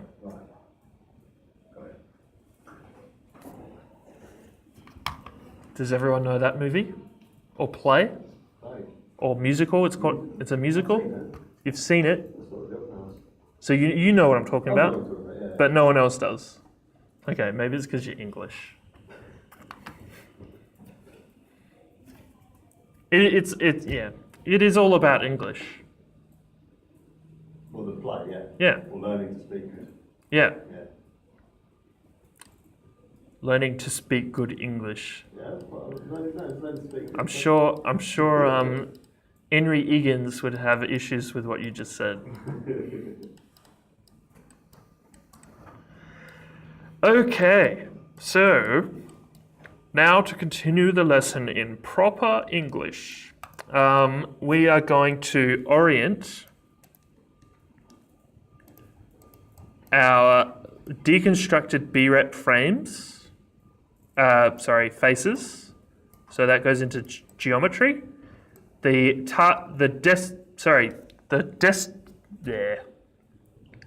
origin plane is going to be the frame from the evaluate surface, and the destination plane is going to be the XY planes that we've placed at each of these points.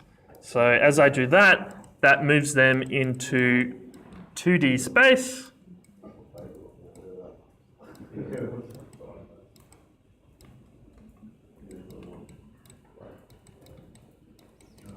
Cool.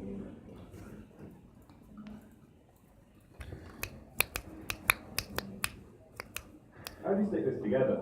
Just normal craft glue again? It depends on your tolerances. You might just warp the force. It depends on your tolerances. In reality, the glass would sit in a frame which would then drop in and then screw and then be siliconed and gasketed and like no. Okay, just be mindful that your frame might be a bit delicate. No, I'm just gonna get Mine's like 3 mils or something. the grindy rod. Grindy rod. A file. That's the one. File in the first pack. The grindy rod. Back in high school, they used to keep all the files in the same box as the metal brushes. And so I used to go like, before I realized how fucking stupid it was, I'd be like looking for a file, like turning things over quite rigorously, and then a metal brush wire just went into my fingernail, and I was like, fuck that shit. Like, I'm out. that was the most painful thing I've ever experienced. Okay, so last but not least, we need to offset these so that they do not clash with our frame. So we need to convert our oriented faces into curves, and then we just need to offset them. Now, the offset that we want to use is not loose. We want to use the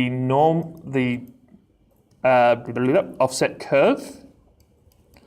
And the distance that we want to set is we probably want this to be a bit more than the width of our frame.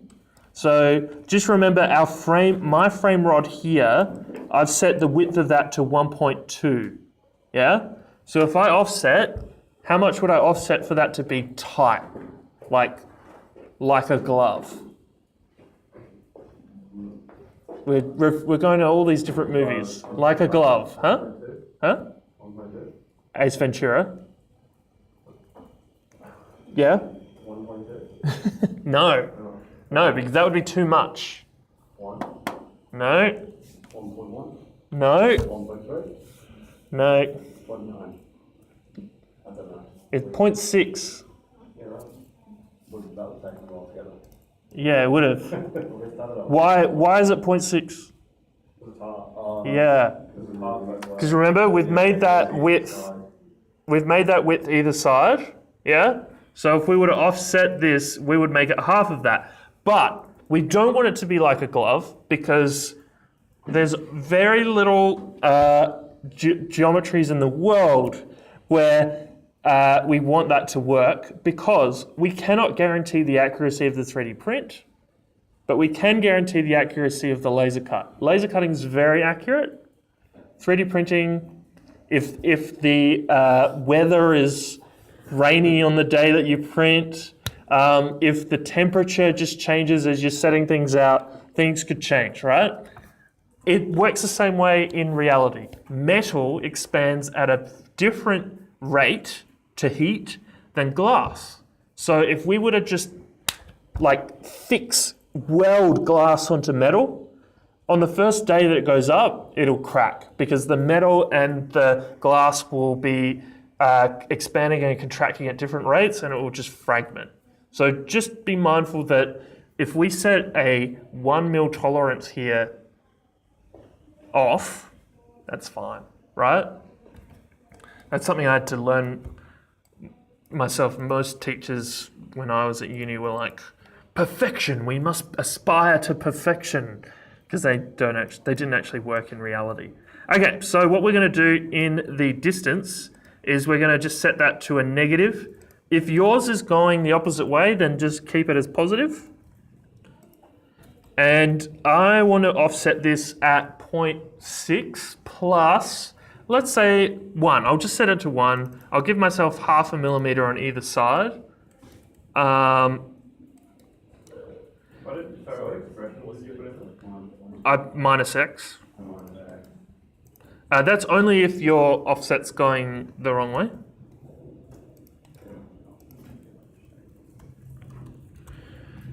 Boop. And then there's only one issue, and I'm going to leave that problem up to you guys. Once I bake, there's two issues. When I bake this, some of these are broken, like this one, right? I need you to just realize that and delete it. Just don't cut that. And then the second thing, I could spend the next half hour explaining how to put labels on these. Do you want to do I that? don't know where it's going to go. Is that what you think? Probably figure it out. Yeah, surely you just drop it in. Do you want to do it like a puzzle? That's not the attitude. She'll be right. She'll be right. I tried the she'll be right approach to playing it as well. Yeah, it's just you're gonna have a few issues with these guys. Can we not just number the planes? Because aren't the planes essentially on both? Yeah, well, the thing is, you just want to be able to have something written on there. Yeah. This is what I would do, because if I was going to make this thing, I wouldn't want numbers to be laser etched onto my panels. What I'd do is I'd cut this with the little acrylic film on it, and then before I pull it out, I would go through and I'd number each one. I'd go 0, 1, 2, 3. I'd draw on that little acrylic thing, the film. I'd write in the number. Then all you have to do in this environment is your planes, you're right, Logan, you can just put in the point list for the planes. And if we plug in a large number for that, larger, then that'll just tell us what they are so that you can then go through, use the digital model to help assemble this thing. That's pretty basic, right? Yeah. You can label it in Rhino as well, right? Pardon? You can still label it in Rhino. Yeah, you can do that. The only problem with labeling this in Grasshopper at the moment is that I have to get you to install a plugin because there isn't any native Grasshopper components that allow you to bake text properly. That's laser cuttable. So we'd have to install this plugin. Either it's called Human or there's another one called Elephant, and they will then allow you to bake text. But you guys can work that out yourselves. Yes. Do we need to put a geometry at the end of our offset? No? No. Why? Well, because we still have on the Rhino versus geometry. You just have to bake the offset. Oh, okay. We all good? Yeah. I'm pretty happy with that. And as well, we've got half an hour to spare. Yes? Then just change the index to 1 instead of 0.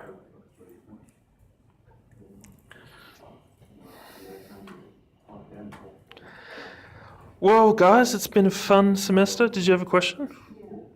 Yeah? Oh, is that mean booked out? That's so annoying. It's still wrong. Someone just booked it at 5 o'clock. It's still wrong. Yeah. Then change.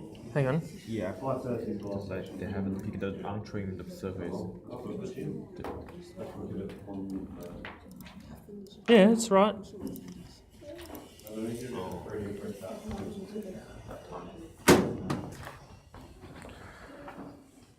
Thursday afternoon, beautiful. Alright, see you there. See that? Looking at 5 o'clock. Oh, what email address are you doing for me? Sorry.